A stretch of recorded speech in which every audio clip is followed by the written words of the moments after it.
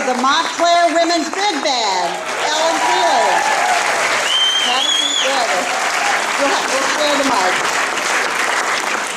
Dr. Christy Dana. Dr. Dana is a bandleader, trumpeter, composer, educator at UC Berkeley and the Berkeley Jazzschool. And Laura Klein. Where's Laura Klein? Laura, you're here somewhere. There you are. Laura Klein is a pianist and associate professor of the Alexander Technique at the Jazz Institute of Berkeley. Destiny Muhammad. Destiny is a jazz harpist, a recording and performing artist, singer, and songwriter. And Erika is a pianist who received her degree at the Oberlin Conservatory. She's a local girl, and when she moved back to Berkeley, she joined the staff at the Jazzschool, where she teaches in the youth program. She also subs on the Montclair Women's Big Band. She's your piano player. Oh, all right. Welcome our ladies, please.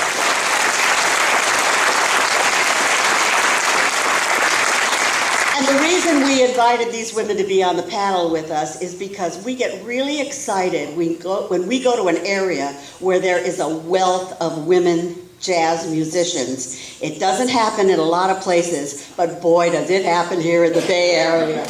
And so I'd like at this time to recognize any other women musicians who are in the audience. Would you please stand up and let us see who you are? Oh, yes! Come on, girls, get on up. Look at that! Woo! Look at that! That is phenomenal. Thank you all. Thank you all for doing what you do and for being here tonight. And now I'd like to kick off this whole Q&A just by asking each of the women on the panel if you would just give us a brief statement about what you saw in the film tonight that resonates for you. Ellen, you want to start? Sure. I saw a lot of old friends from New York. I know and have played with most of these women. I know Carlene, I know Jane Ira Bloom, I know Ingrid Jensen, I know Sherry Miracle. In fact, I remember when she came to the first women's brass conference in St. Louis in, 1990, 92.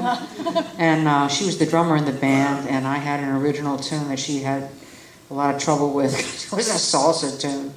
I never thought she would wind up with a big band. I can't say how much this film means to me. I've been an activist around women in jazz since I think I was in college. I founded the Women's Caucus of Local 802 in New York City in the late 70s. And I just can't thank you enough for making this film. It's very emotional for me, actually. Well, thank you. It was for us, too. Christy, you want to talk a little bit? Yeah, I feel the same way as Ellen does. It's really meaningful to us who've had the experience, the same experience that a lot of these women have. And I was at the first Women's Jazz Festival in Kansas City. Oh. And, you know, I met all those people that were in your film. At that time I heard them play. And I had only started playing jazz a couple of years before that. And it was super inspirational. So that was really great. And, you know, I think it's true that the younger women coming up now don't always know the way that we have paved the way for them in many respects, and things are different now in lots of ways. You know, some better and some worse. I think it's a kind of different world we live in.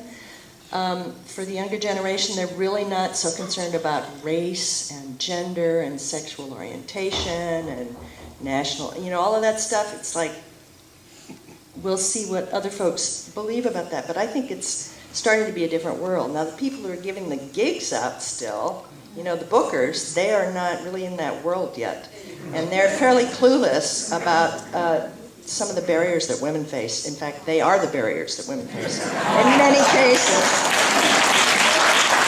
So I just want to thank you and Nancy for a fantastic film that really means a lot to all of us. Well, thank you very much. Thank you.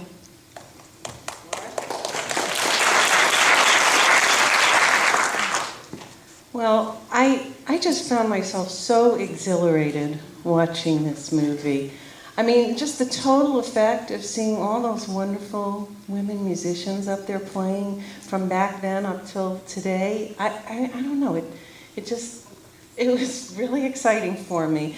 I mean, I started playing jazz in the late 70s, so I was one of that generation, like Jane Ira Bloom said, you know, coming out of the women's movement, and we can do anything, you know, and you know, I got my share of, hey, you play pretty good for a girl. You're the best chick piano player I've ever heard. Yeah, and I feel like we've come a long way, but there's a long way to go.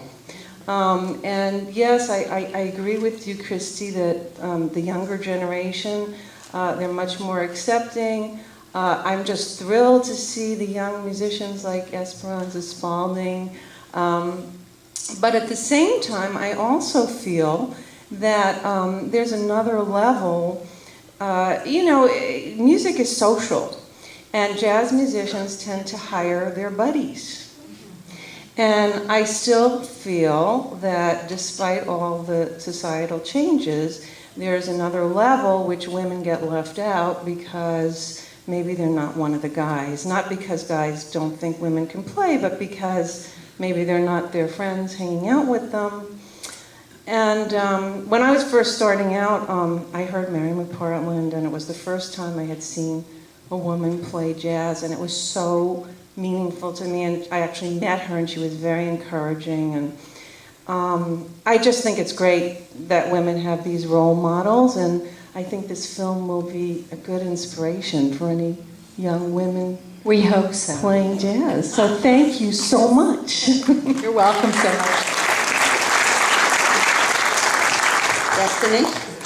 Thank you, Judy and Nancy, for creating this incredible film. I really would like to ask the audience to give them another round of applause.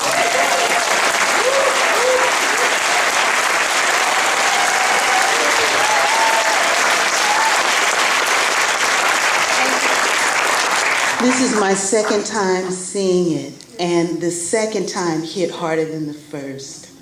I am so thankful to be a musician. I am so thankful. When I look at these women, I know that I stand on the backs of those who came before me and paved the way for me so I can do what I do, men and women. And I stand on the backs of those in this audience, Roberta Donay and Daria and Ellen and the women on this panel and the women who created this film, who allowed me to get out and get busy and play jazz on harp.